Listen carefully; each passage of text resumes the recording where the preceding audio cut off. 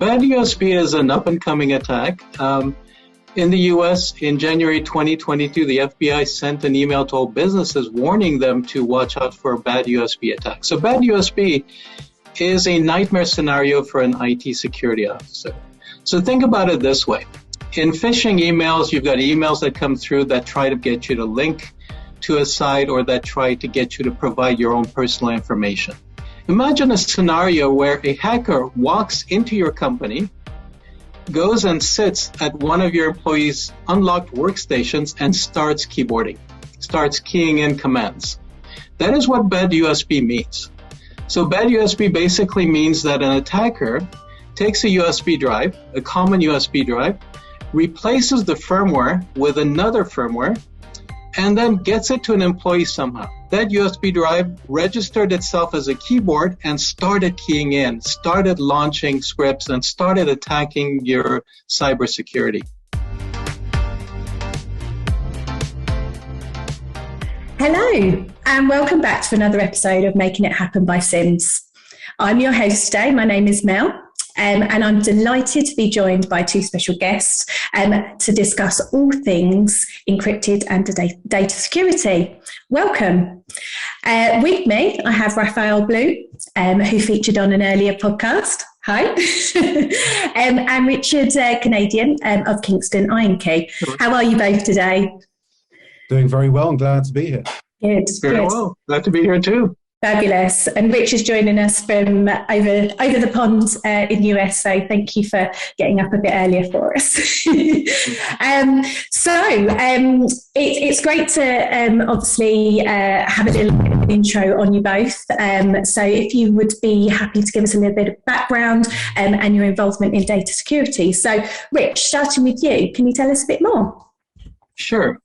I'm Rich Kanadjian. I am the business manager for our Encrypted Unit at Kingston. So I work with all the Kingston Iron Key products, and I've been with Kingston for many years. So I've been exposed to all of Kingston's products, and I'm really happy to join this podcast with Sims, one of our great distributors in EMEA.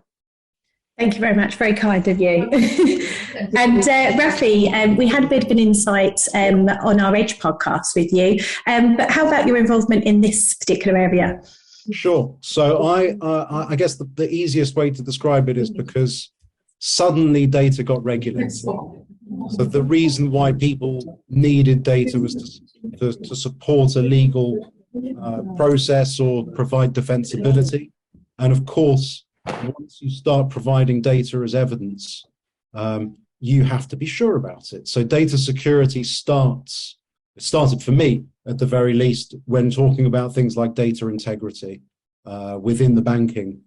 Brilliant. That's great. So let's get into it. I kind of wanted to kick things off from an organisational level. So as a business in 2023, and a CTO, DPO, or anyone that's looking after data security, Rafi, what's your opinion on what they should be looking for? It's a great question. I think it's a good starting question as well, because it really does it's relevant to any kind of organization, whether profit is your motive or not. Change, not just because of, although that's been a big catalyst and try not to mention in every answer. But what organizations need to do is to understand that digital and data is the norm now, and that data is a key business and it's a key organizational asset. So it's time to stop thinking, oh, data and tech, oh, that's the boring stuff. We'll leave that to IT.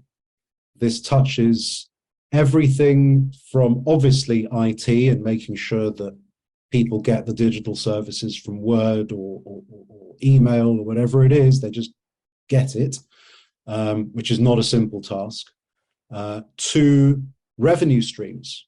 If you look at organizations that do sell and do look for profit, they run off something like Salesforce.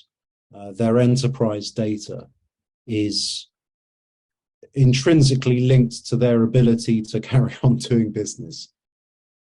So every organization has to make that realization. Every organization needs to have a conversation, if they haven't already, that starts with what are we? what are we as a digital organization, and then leads to what do we want to be as a digital organization. So everyone should build a digital strategy. I'm, of course, glossing over all of the really boring stuff that comes between, such as performing mapping, assessing risk, doing records of processing activity, things that you're required to do under the law. So there are sort of grindy tasks to be accomplished. But overall, it should be part of an organization's culture today. That's the way it should be looked at. Excellent. So like really fundamental to any business, isn't it? That's excellent. So let's talk a little bit more about some of the common attacks, things like bad USB, malware, ransomware. Can you give us a little bit of insight into these, Richard? Sure. Bad USB is an up-and-coming attack. In the US, in January 2022, the FBI sent an email to all businesses warning them to watch out for a bad USB attack. So bad USB is a nightmare scenario for an IT security officer. So think about it this way. In phishing emails, you've got emails that come through that try to get you to link to a site or that try to get you to provide your own personal information. So in that case, you can always filter it in advance. But imagine a scenario where a hacker walks into your company, goes and sits at one of your employees' unlocked workstations and starts keyboarding, starts keying in commands. I mean, they're inside the firewall, they're sitting at an already authenticated computer. That is what bad USB means.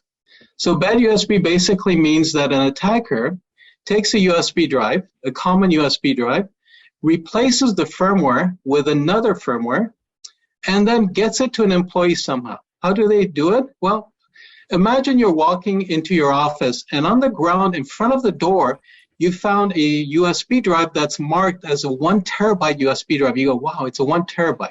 You're going to take it in with you, and you're going to think two things. One is, maybe I can find who it belongs to.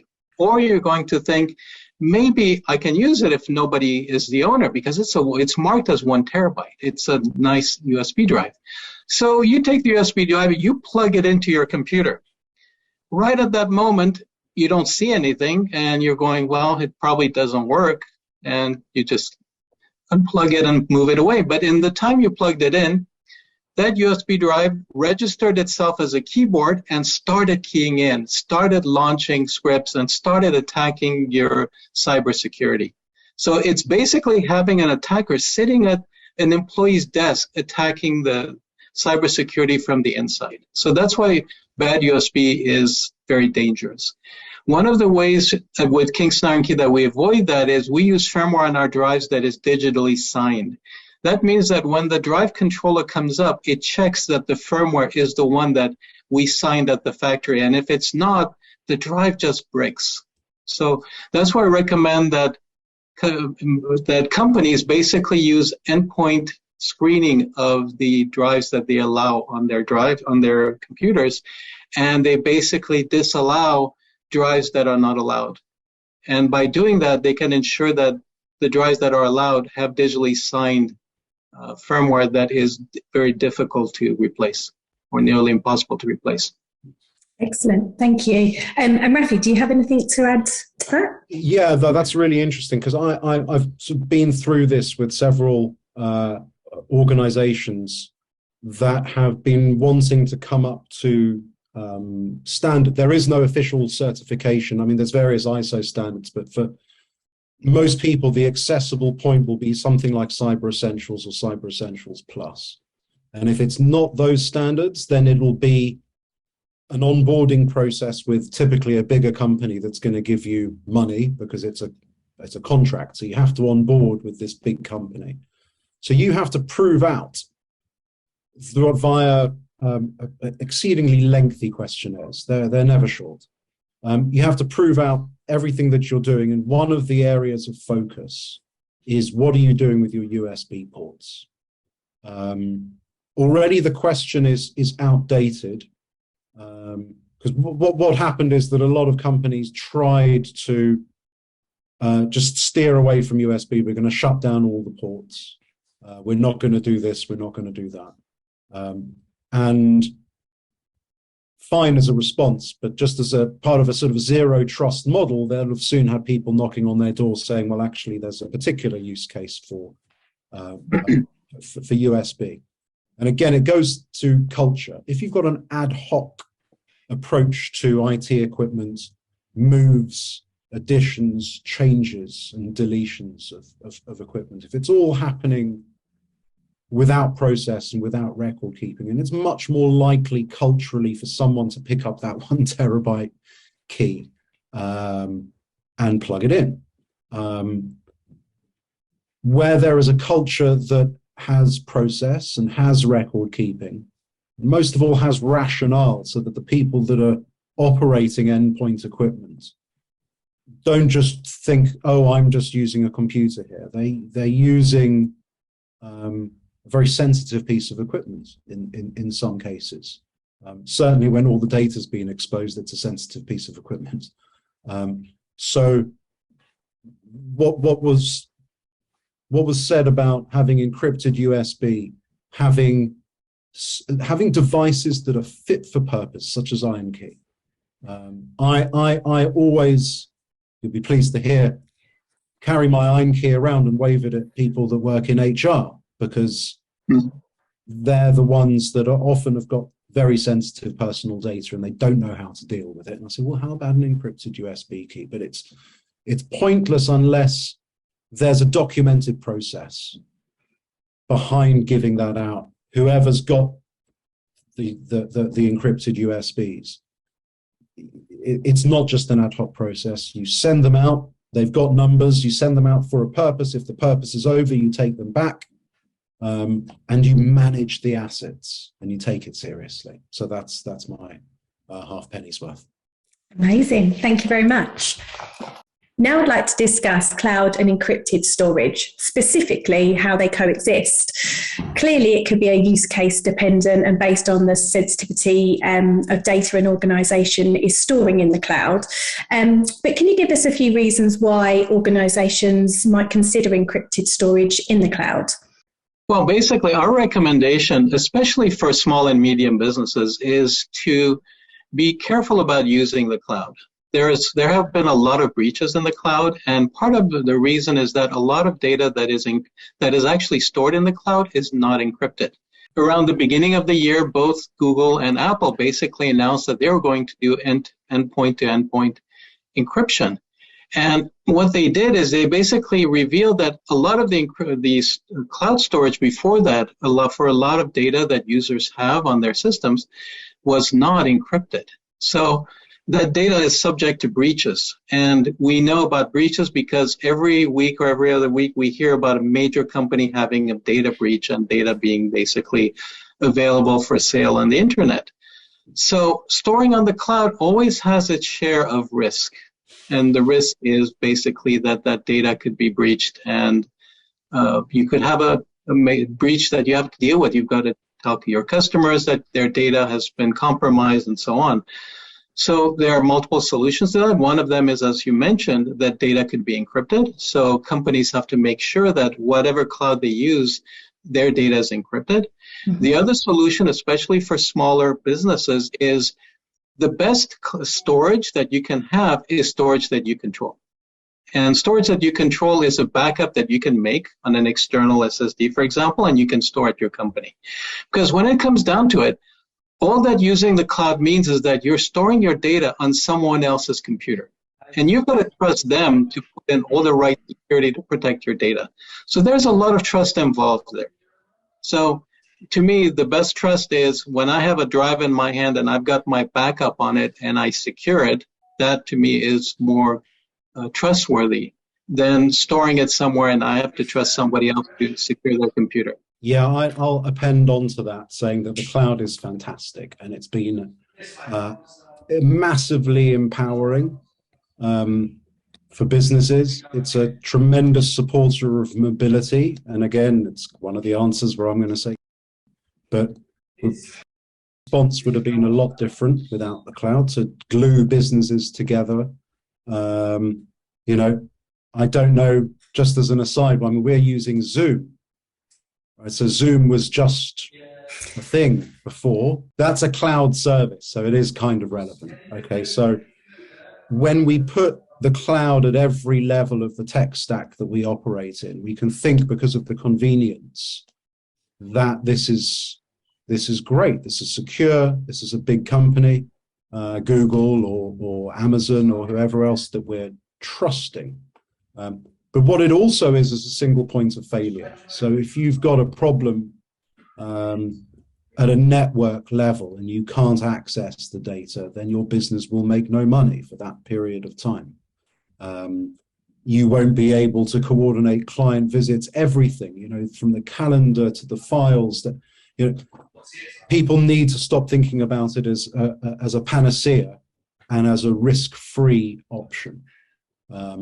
Certainly, and again, pointing at HR, that's the kind of data that I wouldn't exclusively trust to the cloud.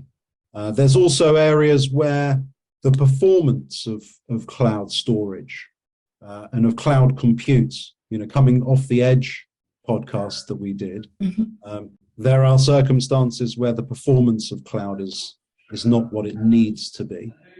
Certainly, you know, maybe in some financial settings, I can think that cloud might not be the ideal thing, and more besides. But the attack surface that the cloud represents is a highly complex one that really, you know, if you used to have a head of IT, this is what they should be doing now if they're not managing a server room. Is looking at the contracts, looking at the SLAs with every single known quantity within their new tech stack, and also making sure that there aren't any unknown quantities in their tech stack. And I'm talking about shadow IT here, where some bright spark says, well, I don't like their file transfer method, I'm just going to use WeSendIt because I've got an account at home.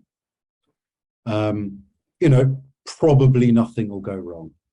But in the event that it does, it's pretty indefensible from an IT point of view. So that attack surface gets more sophisticated, and it's also incredibly patient. These attacks are largely automated. It's not someone sitting in a, you know, well, there is someone sitting in a basement somewhere, but it's not the case that it's an individual sitting and targeting you. Everything is automated because these things work at scale, and they're very, very good criminal businesses, as the statistics for cybercrime would bear out. They wouldn't be doing it if it wasn't easy, relatively easy money. So fraud comes through impersonation, and when you've got someone sitting at a desk, as you described in that scenario, doesn't matter how smart you were, you've got someone sitting in your building using a piece of terminal equipment, and that's terminal for another reason. So impersonation, the question of authentication and digital ID in the first place becomes something that can't be taken casually. Certainly if I go into my password manager to do a clear out, as I did yesterday, I am boasting. I looked at the number of companies that I was no longer using for their services, and how undoubtedly there was still the possibility that an attack on them might be an attack on me. It's a really valid point. I'm now going to go and review my passwords. I hope you use a password manager. Of course. It's impossible to have to, you know, unless you're someone that memorizes decks of cards. Fun, and there are those people, but for the rest of us, a password manager, thank you very much. And just I was thinking about, again, with USB, when I started out with a computer, it was a computer that if I picked it up and took it around to someone else's house, it was still the same thing. And if I had a piece of software for it that I loaded on cassette, everything was portable and there was no ownership. If someone took the cassette off me, they own it. There's nothing that I can do, you know, to prove otherwise. We don't live in that world anymore, where if I've got something, the computer that I'm using, everything that's on this computer exists somewhere else. So this device becomes less relevant from a security point of view. I can secure this device.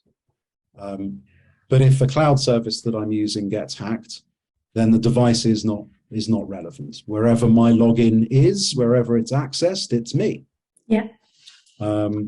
So physical ownership of a piece of encrypted USB, encrypted SSD, it is, as we would, in the financial markets, we call this a hedge. You've got a whole bunch of risks stacking up on one side. There's something that you can do that offsets that risk. And I believe that encrypted USB is a very, very good hedge. Excellent. If I could amplify something, Rafael said, one of the issues with using the cloud is you've got to use the internet. So the data on the cloud is not data you control. It's the data that your cloud provider controls. And to access it, you've got to get on the internet. So what if there is issues with the internet? First of all, there is no internet. How do you get to your data, right? And you can have performance issues too if the internet is bad. The second thing is, what if your employees go to a coffee shop and use the internet at the coffee shop to access their confidential data? How vulnerable are they at that moment where they're accessing the data, and can their systems be hacked? For example, when I go to hotels and I travel, I do not use the hotel internet. I hotspot on my phone, and I think it's a better form of security for me than using the hotel Wi-Fi. There have been cases where attackers park their car close enough to the hotel to hop onto the free Wi-Fi and see if they can attack systems. So while you're using the hotel Wi-Fi, somebody could be probing your computer to see if they can get in. If they can get in, they have access to all your data. So there's a lot of issues with using the internet. And as Rafael said, if you have a USB drive or an external SSD that's encrypted that you control, you have the data right there that you need to access. You don't need to get on an internet at the coffee shop to basically do your work. And that's one of the sorry, Rich. Actually, the technical equipment that people would use to hop onto the Wi-Fi, it doesn't actually require you to log into the Wi-Fi. It just reads the streams. Because the streams are just out there to be read. And if those streams aren't encrypted, you're absolutely right, then your data is just out there, despite everything else that you and your firm might have done to try and protect it. Scary stuff. So with some really interesting stuff there, but we've mentioned both physical and software encryption. So can you explain sort of what the differences are? I mean, ultimately, it's going to be there's a choice between hardware and software encryption, and it is likely to be use case dependent. But yeah, if you can highlight some of those key differences, that would be great. Okay, so software encryption is basically when your computer does the encryption. Hardware encryption is when our USB drives, like the Kingston Iron Key drives, do the encryption internally. So the difference is when you do encryption on the computer, the password is in the computer's memory. The encryption is being done on the fly in your computer, so there's more of an attack surface there where somebody could get your password from the computer's memory. They can get your password from a hibernation file, for example, and they could even access the encrypted file and attack it. Hardware encryption is where encryption gets done on the drive. The password is sent to the drive when you log in, and it's never you put in the computer's memory, so it's never accessible and attackable. And the data is protected by having what's called brute force attack protection. Brute force attack protection is the key difference between the two. If you take a Kingston Iron Key drive and you enter the password wrong 10 times in a row, the drive will either lock the password or it will do a crypto wipe where it will delete all the data forever. So it has that security built in. Software encryption does not have brute force attack protection. That means that you can guess the password and you can keep guessing it through automated means. So I have actually looked up attack software on the internet, and there's a lot of software on the internet that you get for free or that is paid software that will guess passwords. And these softwares can guess 1 billion passwords a second or more. And they're scalable, which means that they can actually connect a bunch of computers together and keep guessing passwords until they find it.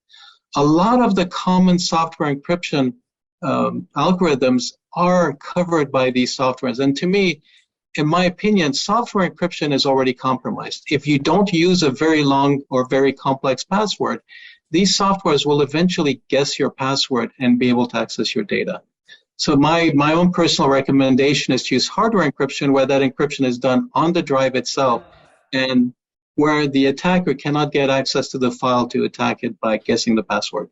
Brute force attack protection is a key protection that IT should look for anything that's encrypting data. Excellent. Yeah, really, really comprehensive. Thank you. And I suppose touching on hardware encryption, more specifically sort of external USBs and SSDs, as we've mentioned, these can be used in a variety of verticals.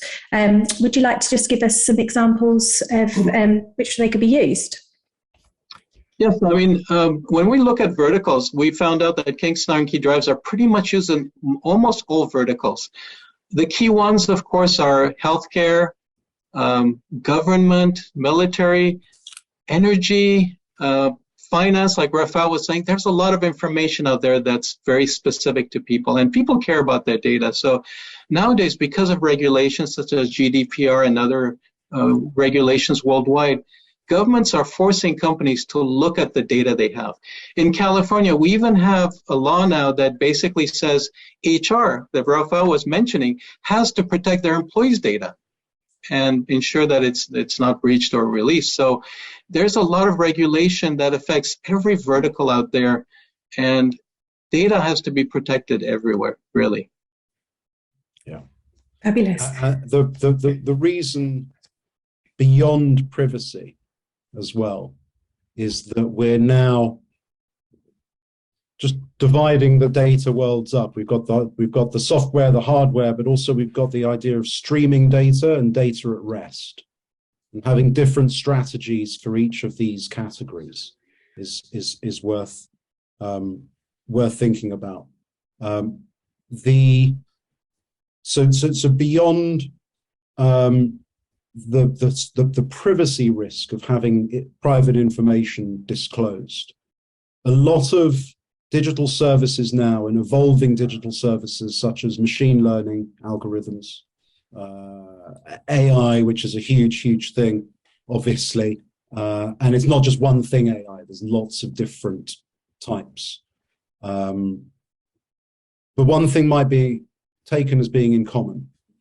These tools, or whatever you want to call them, digital services, are capable of making decisions. And they're capable of making decisions based on a set of data, or sets of data. So we have to be, again, very sure about the integrity of the data that decisions are being made upon. So if there is a financial or legal effect, so not just privacy, but let's just say data gets engineered a particular way to make it more difficult for a certain class of person to get a mortgage or a loan. That's a horrifying thought. But with the scale that AI and artificial algorithmic decision making is gathering pace, it's something that we really have to think about. Because we have to explain the decisions that get made. Everything that happens inside an algorithmic box should be explainable. The UK government set out some guidelines about 3 years ago to very little fanfare about the explainability of AI. And as we've moved into a world where AI is part of our daily lives, whether we know it, whether we like it, any of those things. We have to be cognizant of how the decisions were arrived at, because they affect us on a daily basis. And a mortgage or a loan is just one example. It could be in healthcare. It could be the difference between life or death. Yep. Excellent. Well, thank you both. I feel like we've covered a lot there. I've certainly come away a lot more advised on my data security. Some of the scary though, so I hope it wasn't, Well, no, it has made me think I need to review most of my, like you say, password manager and, accessing and where you're accessing. So, really, really excellent stuff. Thank you. So I suppose sort of just to sort of round things off, can I invite you both sort of some closing advice for organisations listening and what they should be doing with data security in 2023? Rich, I'll start with you. Okay, sure. Basically, one of the key customizations that we offer our customers is for them to screen the USB drives that are used by their employees. And what we do is we customize what's called the product ID on the drive. So basically, a customer would come to Kingston and they would order an encrypted Kingston Iron Key drive, and we would custom program a product ID into the drive, into the hardware. When the USB drive is plugged in, it would basically allow the cybersecurity software to identify the custom PID. And if that custom PID corresponds to what is on the approved list, it would let the USB drive connect. If it didn't, then the drive would not be allowed to connect. We call this the endpoint security. And the screening is basically what will protect them from unauthorized USBs being plugged in. So this is one of our popular customizations to select drives that we do that make it easier for businesses to protect against USB drives. Basically common USB drives being plugged into their network, as I mentioned earlier. One more thing I wanted to mention that I didn't bring up earlier is we're seeing a lot of ransomware in the news, and ransomware is also something that you need to protect against, and especially for small and medium businesses that are bearing the brunt of the attacks of ransomware. We would recommend doing local backups. That's where you take your data on your computer and you back it up on an external SSD and make sure that you control that backup so you have it available to you. You don't need the internet, and that's the best kind of security. The security for the data you protect yourself. Excellent, thank you. And Rafi? Yeah, I thought I'd sort of divide this up into a couple of things. Obviously, there's organizations and organizations that are operating at scale. I think the advice is, if you don't really have a clear picture of what best practice looks like, try and find out what that might mean. Try and understand what risks you might be taking. If I say, have you done your ROPA, your record of processing activities that's required, I think it's under Article 30 of the GDPR. If that's a really strange question to you, then you should certainly have sort of caught up with that, given the GDPR was 2018. In other words, you should have done a whole bunch of boring stuff. And now being at the sunlit uplands of that boring stuff where you're actually living better lives. Okay, so if you haven't done it, it's time really to grasp the nettle and go ahead and do it. If you have done it, good. What more can you do to protect your clients' data, to protect your revenues, to lower your risks, to understand the totality of your risks, and to set a digital strategy for the future and understand what your choices actually mean, and to be deliberate in those choices, know why you're doing what it is that you're doing. The second level is for individuals. And I always talk about this because every organization is made out of individuals. And this must become meaningful to us in order for it to be translated through organizations. I always sort of say, well, when you phoned up another organization to get something, did you feel like you could trust them? Well, do you feel people would trust your company if they went through your processes? And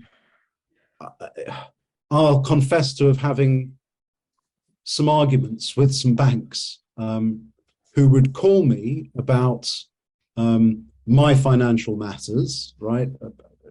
Nothing dramatic, but they'd be calling me. And they would take me through security, which involved me giving them my passwords, my personal information, my email address, my date of birth. And even though I'm pretty sure it's the bank, I am aware of very, very, very sophisticated scams that have defeated some pretty smart, non-naive people. It's entirely convincing when these people claim to be, and I've shook off a couple of them that was the bank. I'm pretty sure it was the bank. A couple of them I shook off an attempt because I asked them some questions and they didn't come back to me once I started asking particular questions. But most of all, I've sort of found that big organizations, including banks, can act exactly like cyber criminals would when dealing with members of the public. You're phoning me on the number that I gave you. So really, if you can't authenticate me, you've got a problem. Send me a letter. That's my normal final salvo. If it's really important, send me a letter. So as individuals, look after yourselves. Don't be naive about the things that pop into your inboxes, your text messages, your WhatsApp, unsolicited WhatsApps, and tell your kids, because these are digital citizens of the future. And I've had the privilege of going from Sinclair Spectrum all the way to here and living the change. People that are just coming into the world of work now, they've always thought that you touch the screen to get things done. whereas I don't operate that way. So make 23 perhaps the year that you think, you know what, data and tech, it's actually not boring. These are the tools that we use to advance our lives and to help other people and to live these days. That's not going away. So let's try and do it properly. Excellent. And I really like actually your point you made about sort of sharing that knowledge. I think that's really fundamental. I think if you've learned something and follow a good practice, then tell your friends or your parents or grandparents, children. Yeah, I mean, I don't get invited to dinner parties anymore. I'd like to add a note to something that Rafael talked about right at the beginning. He talked about passwords. Yeah. And you talked about using a password manager because passwords are getting unwieldy. So on our new drives that we launched in 2022 and 2023, we introduced a type of password called the passphrase. Passphrases are free text from 10 to 64 characters. They're actually, if you make them 15 characters or longer, they're actually much more secure than the typical complex password that is a length of 8 typically. So a passphrase can be anything. It could be a sentence. It could be part of a song you like. It could be the title of a book you like. It's very hard for somebody to guess unless they really, really get to know you very well. But it's easy for you to remember. It could be a collection of 3 words, 4 words that you put together. And even a computer would have a hard time guessing these passwords. So we think that passphrases will make it easier for you to remember passwords and to use your devices properly. Like Rafael mentioned, we're talking a lot about data security hygiene. It all comes down to the individual. And the individual has to follow a system of rules. And if you make it easier for them to do it, if you make it easier for them to remember a password, even with a hint that says my favorite song, and they go, oh, I know what that is, and they type it in, then it makes security easier to basically implement across an organization. So companies have to look at how easy it is for individuals basically to do security on a day-to-day basis without even thinking about it. Excellent. And I think passphrases, again, that's something we use internally, and it certainly helped the level of passwords you need to remember and something that's more catchy. So really sound advice. Thank you. So I know that Kingston Key have some sort of great resources available. So if people wanted to find out more, they can visit ironkey.com, I believe. And you've got some great ebooks on there, which I think Rafi contributes to some. You've got Why Are USB Still Relevant? And I think another one's called Does Hardware Encryption Prevent Risk? So if you want to find out a bit more, then we will include the links below. Please do check them out. So I will leave it here today. Thank you both for coming on today and your contributions to data security. Really appreciate it. And if anybody's got any questions relating to any of the points we've made today, then please do get in touch. Thank you very much. Thank you. Thank you, everyone.